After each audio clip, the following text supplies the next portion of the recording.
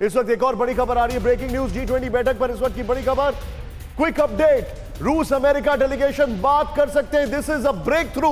रूस और अमेरिका बात नहीं कर रहे थे, कोशिश हो रही है। लैवरॉव यूएस के एनएसए से मिले। Now this is what is important, dialogue जिसकी हम बात कर रहे थे। और यहां पर जितने भी गेस्ट हैं, they are nodding to it. ये भारत की कामयाबी है। At least there is a conversation. America approach कर रहा था रशिया को through Germany, through France, through Turkey. Now at least they are talking. ये बहुत बड़ी बात है, ये बहुत बड़ी बात है। Manish, this is a big breakthrough. तुरंत मुझे बताइए क्या जानकारी आ रही है।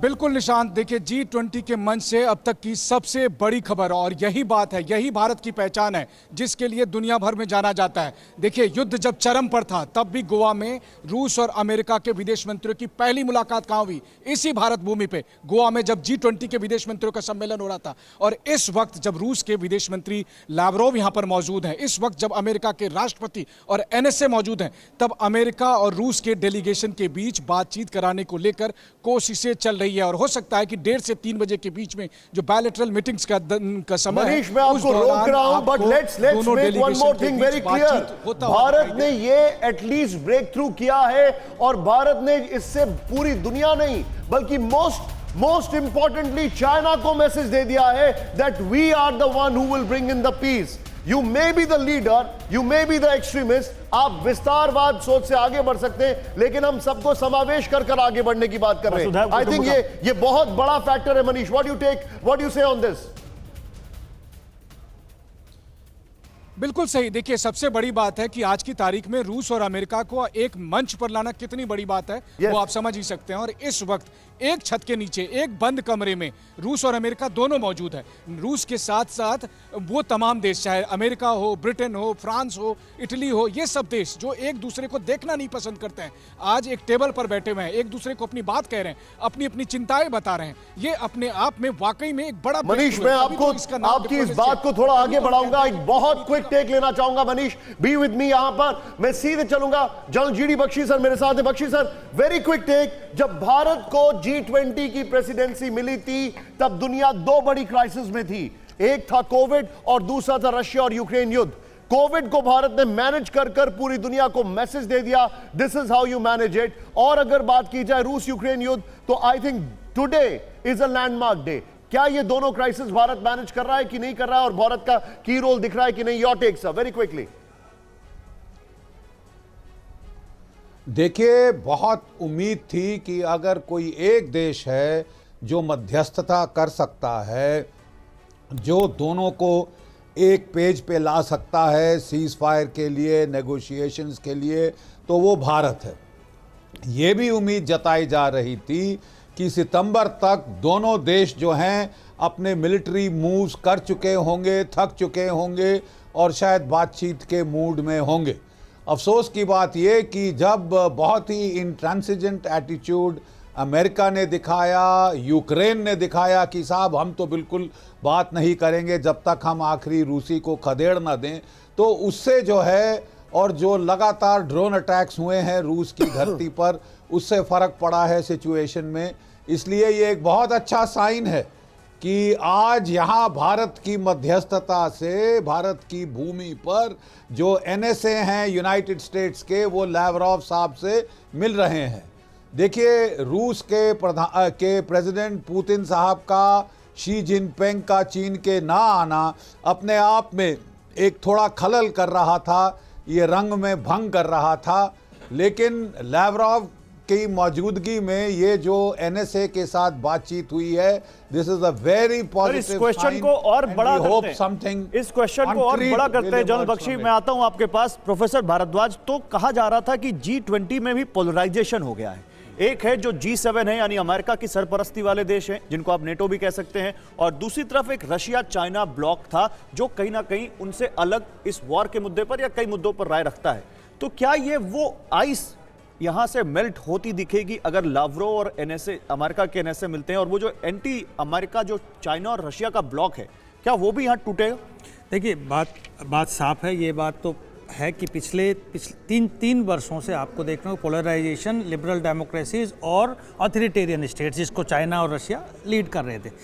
चाइना ने कहा कि हम मीडिएशन करेंगे, लेकिन सवाल आता है क्रेडिबिलिटी एंड एक्सेप्टेबिलिटी। चाइना का ना क्रेडिबिलिटी है ना एक्सेप्टेबिलिटी है, उनके अपने वेस्टेड इंटरेस्ट है। इंडिया एक यहाँ पे एक लीडर है जिसकी एक्सेप्टेबिलिटी है और क्रेडिबिलिटी अपनी आप दिखा दिया G20 जिस तरीके से ऑर्गेनाइज कर रहे हैं, यूनियन को लेके आए। अब दोनों देशों, क्योंकि इसमें जो सफ़र कर रहा है वो ग्लोबल साउथ कर रहा है। ग्लोबल साउथ के जो दो मुद्दे हैं, एक कहते हैं ग्लोबल कॉमन्स, जिसको आप कहेंगे कि पाताल लोक, पृथ्वी लोक और आकाश लोक, जो तीनों को एड्रेस करता है, उसमें सब आते हैं, नॉर्थ एंड साउथ। लेकिन एक इंपॉर्टेंट पॉइंट, लेकिन ग्लोबल गुड्स की जो बात है उसमें सबसे ज्यादा जो सफर कर रहा है वो ग्लोबल साउथ कर रहा है। जब अमेरिकन एम्बेसडर से 4 दिन पहले यह सवाल पूछा गया कि आप भारत रशिया का दोस्त है, भारत अमेरिका का दोस्त कैसे बन सकता है, तो उनका यह कहना था कि दुश्मन का दोस्त अगर हमारा दोस्त है तो दुश्मन से बातचीत करने में आसानी रहेगी, और वही दिखाई दे रहा है। बिल्कुल, देखिए, चैनल ऑफ कम्युनिकेशन के लिए बहुत ज़रूरी है कि जो चैनल ऑफ कम्युनिकेशन फैसिलिटेट कर रहा है उसमें दोनों साइड्स को इक्वल ट्रस्ट होना चाहिए। अब भारत को छोड़ के बाकी आप नज़र दौड़ा लीजिए, कोई भी ग्लोबल प्लेयर या ग्लोबल लीडर है वो कहीं ना कहीं बायस है, और वो बहुत ही प्रोनाउंस्ड बायस है। G7 की सभी जितनी भी कंट्रीज़ है वो यूक्रेन की तरफ से बोल रही हैं, तो रशिया को उसमें कोई फेथ या ट्रस्ट नहीं हो सकता। सिमिलरली चाइना ऑलरेडी रशिया की तरफ से बोल रहा है। तो भारत एक ऐसी देश है जो फैसिलिटेट कर रहा है, और जो अभी लावरोव हो रहने से की बात हो रही है उसमें ये जो भरोसा है ये तो भारत ने ही बढ़ाया है। जी, बढ़ाया है। मंच पे अगर रूस अमेरिका बात कर रहे हैं तो भारत की वजह से बात एग्जैक्टली उसी वजह से, उसी की एक्सटेंशन है ये कि ये दोनों आप आमने सामने बात कर रहे हैं। On a lighter note Pushpesh sir से एक सवाल पूछा, on a very lighter note, because ये बड़े हीटेड डिस्कशंस होते हैं और इसमें थोड़ा सा एक मिनट, यहां पर 2 तस्वीरें हमारे प्रोड्यूसर साहब मुझे बता रहे हैं, ये देखिए लैवरोव और सामने आपको जो बाइडेन। इंटरेस्टिंग है, लैवरोव एक जगह हल्का सा स्लिप ओवर किया, हल्का सा मिसस्टेप था उनका, लेकिन जो बाइडेन ने उस मिसस्टेप को देख लिया था पहले, and he had a little jig, और वो फिर और फिर वो आते हैं प्राइम मिनिस्टर के पास। लेकिन Pushpesh sir, on a lighter note, this is purely a lighter note, तीनों कंट्रीज में इलेक्शन है, रशिया, चाइना, भारत, तीनों में इलेक्शन है 2024 में, और 2 कंट्रीज एग्जॉस्टेड हो गई हैं युद्ध से। तीसरी कंट्री जो है वो यहां पर एक पीस मेकर बन के आ रही है। ये एक इलेक्शन फिनोमेना है जो आप यहां पर देख रहे हैं। दैट्स व्हाट आई सेड, तीनों कंट्रीज। नहीं, मुझे लगता है कि ऑन अ लाइटर नोट, नहीं, the lighter note is quite a substantial note at the same time. ये भारत इस वक्त बिल्कुल तनाव मुक्त है, न वो रूस है, न वो अमेरिका है, न वो चीन है। और जो बात मिस्टर मल्होत्रा कह रहे थे वो मेरे ख्याल में बहुत इंपॉर्टेंट है कि हिंदुस्तानी, भारत ही, इंडिया, कोई भी नाम दें, एक ऐसा देश है जिसके अपने वेस्टेड इंटरेस्ट इस कॉन्फ्लिक्ट में नहीं है। सर, इस चीज को ऑन अ सीरियस नोट कहते हैं, सबका साथ, सबका विकास, सबका विश्वास। क्या ये यहाँ भी दिखेगा? अगर सबका भरोसा, सबका विश्वास तो निश्चित रूप से सिर्फ भारत पर और भारत पर ही हो सकता है। और सबका प्रयास तो सूरज के साथ घोड़ों का रथ जो है वो एक साथ खींचेंगे ना उस रथ को। पुष्पेश सर, क्या आपको ऐसा लग रहा है, और ये मैं आपसे बहुत ही डायरेक्टली पूछ रहा हूं, कि भारत ने वो डायलॉग इंकरेज कर दिया है जो अभी तक नहीं हो पा रहा था, जिसकी वजह से हु विल ब्लिंक फर्स्ट ये चल रहा था, भारत ने कहा कि we will bring you first. अरे आपने बहुत बढ़िया बात कही कि अब ये सवाल ब्लिंकिंग का नहीं है, ये क्वेश्चन ईगो का नहीं है कि who will blink first, who will be defeated in the game of chicken. सबसे बढ़िया बात ये है कि अब जॉइंट डिक्लेरेशन हो या ना हो, ये डायलॉग तो शुरू हो गया। क्या बात है? तो अब हम कंसेंसस के पीछे काहे पड़े? मेरा इसमें टेक ये है कि जो इनकी लावरोव और एनएसए की मीटिंग हो रही है, इसे फिलहाल हमें एक लिमिटेड कॉन्टेक्स्ट में देखना है। वो यहाँ ये कोशिश करेंगे कि क्या कोई ऐसा एक्सेप्टेबल टेक्स्ट हो सकता है जिससे जॉइंट डिक्लेरेशन हो। और मेरे हिसाब से इस समय यूएस प्रेसिडेंट और G7 कंट्रीज़ के लिए भी बहुत बड़ा टेस्ट है।